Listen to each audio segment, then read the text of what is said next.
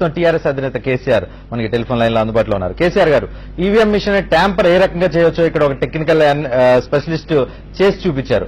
మీరు కూడా నమ్ముతారా హ్యాకింగ్ చేయొచ్చు అనే విషయాన్ని? అందులో అసలు అనుమానం ఉండడానికి ఆస్కారమే లేదండి. 100% దట్ ఈజ్ రైట్. అక్కడ మీతో పాటు ఉన్న సాంకేతిక నిపుణులు ఏదైతే చూపిస్తున్నారో వాళ్ళు పాపం చిన్న స్థాయిలో వాళ్ళకు తోచినటువంటి టెక్నాలజీలో మాన్యువల్ గానే ఎట్లా చేస్తారని వాళ్ళు చూపిస్తున్నారు.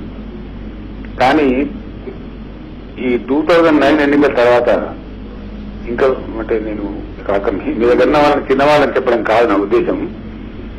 ఒక ఆయన లాజిక్ చెప్పాడు నాకు.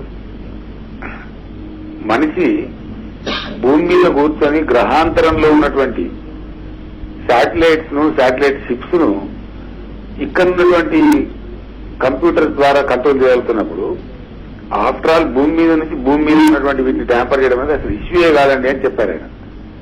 నేను it was mind boggling issue for me even. దాని తర్వాత నేను ఇబ్బంది పడిపోయి చాలా మంది నాకుండేటువంటి మిత్రులతో వాళ్ళందరితో అడిగాను. 100% ట్యాంపర్ చేయడానికి అవకాశం ఉందండి. నేను ఇంకో మాట కూడా చెప్పచ్చో తెలియదు కానీ చెప్తా ఉన్నాను. నాకు వస్తున్న సమాచారం బట్టి చెప్తా ఉన్నాను. 2009 ఎలక్షన్ లో 100% ట్యాంపరింగ్ జరిగిందని, ఆ ట్యాంపరింగ్ వివరాలు త్వరలోనే అంతర్జాతీయ స్థాయిలో బయటికి రాబోతున్నాయి ఇండియన్ ఎలక్షన్స్ మీద అనేటువంటి వార్తలు కూడా ఈ మధ్య వచ్చాయండి. చాలా వెబ్సైట్స్ లో వచ్చాయి. అది సర్చ్ చేస్తా ఉంటే తెలుస్తా ఉంటుంది. మీ పక్కన ఉన్న సాంకేతిక నిపుణులు ఏదైతే చెప్పారో highest maturity of democratic levels ఉండేటువంటి కంట్రీస్ స్కాండినేవియన్ కంట్రీస్. అక్కడ వాళ్ళు రద్దు చేసుకున్నారు, అమెరికా రద్దు చేసుకున్నది. పర్ఫెక్ట్ గా ఫుల్ ప్రూఫ్ గా ఉండే మెథడ్ ఉండగా కోట్లాది మంది ప్రజలకు సంబంధించిన హక్కు అండి, ఓటు హక్కు అనేది వాళ్ళకి లభించేది 5 సంవత్సరాలకో 4 సంవత్సరాలకో ఆయా దేశాల్లో ఉండే నిబంధనలు బట్టి లభిస్తూ ఉంటాయి.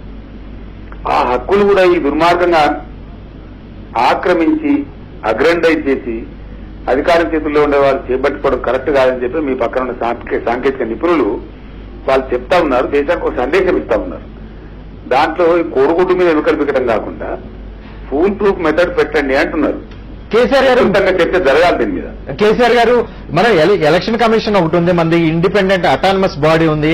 ఎలక్షన్ కమిషన్ ఆధ్వర్యంలో నడుస్తున్న ఈ వ్యవస్థ మీద, ఈ యంత్రాంగం ఏదైతే ఈవీఎం మిషన్ ద్వారా జరుగుతున్న ఓటింగ్ ప్రక్రియ మీద మనం ఇన్ని రకాల డౌట్లు వ్యక్తం చేయడం కరెక్టేనా? Number 1 point. ఆ తర్వాత ఈవీఎం మిషన్ చేతికి వచ్చిన తర్వాత ఎలక్ట్రానిక్ డివైస్ చేతికి వస్తేనే సమస్య, చేతికి వస్తేనే ట్యాంపర్ చేయడం అనేది సాధ్యమవుతుంది.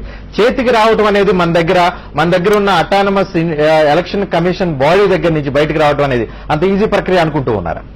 నేనేమంటున్నానంటే రజనీకాంత్ గారు, మంచి సమస్య అండి ఇది. ఒక ప్రజాస్వామ్యంలో అద్భుతమైన సమస్య. మీ పక్కన ఉన్నటువంటి మిత్రులు ఎవరైతే మాట్లాడుతున్నారో వాళ్ళకు నా అభినందనలు. వాళ్ళకి ఏముందండి స్వార్థం, వాళ్ళ రాజకీయ నాయకులు కాదు నాకు తెలిసినంత కాడికి.